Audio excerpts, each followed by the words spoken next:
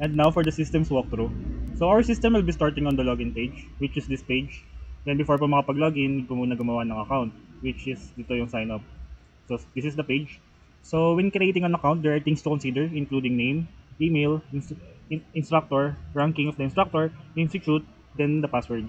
And after everything is filled out, just click sign up here. Then yung account creation request will reflect to the program share access, which is this.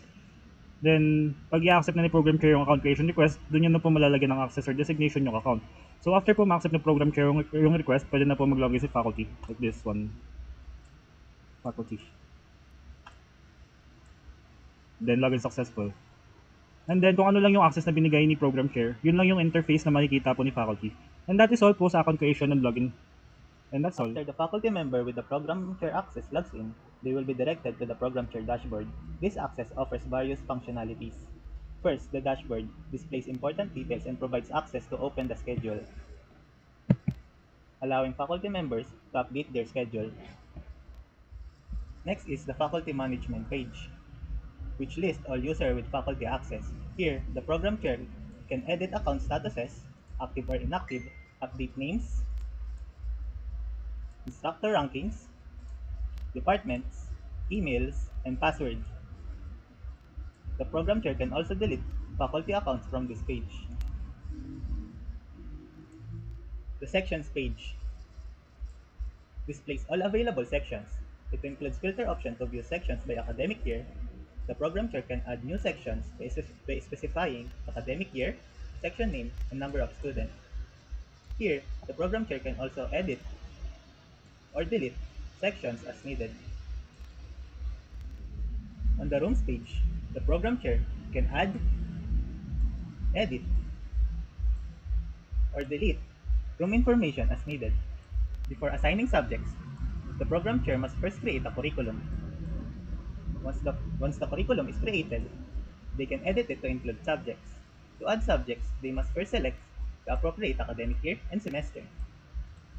Added subjects will appear in a table where they can be edited or deleted.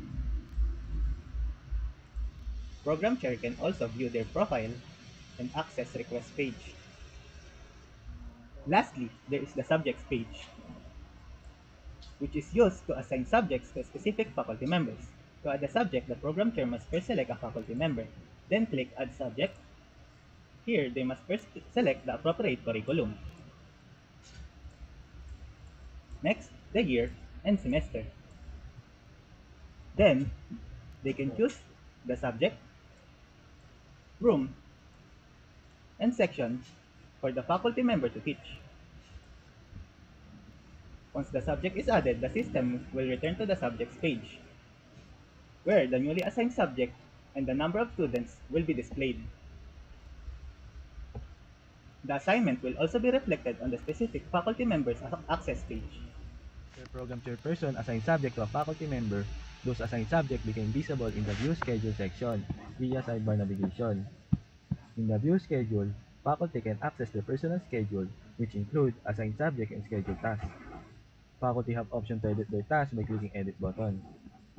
The editing interface allows them to configure the following details: base, start time that display available time slot based on faculty current schedule, end time, task name, example include class preparation, consultation hour, and other academic responsibility. Once updates are made, faculty can submit their revised schedule for submission of workload. Following this, faculty can navigate to their dashboard, which provide a summary of their total research project and teaching load units. Following this, the sidebar navigation also include view research section, enabling faculty to view, create, edit, and delete their own research title.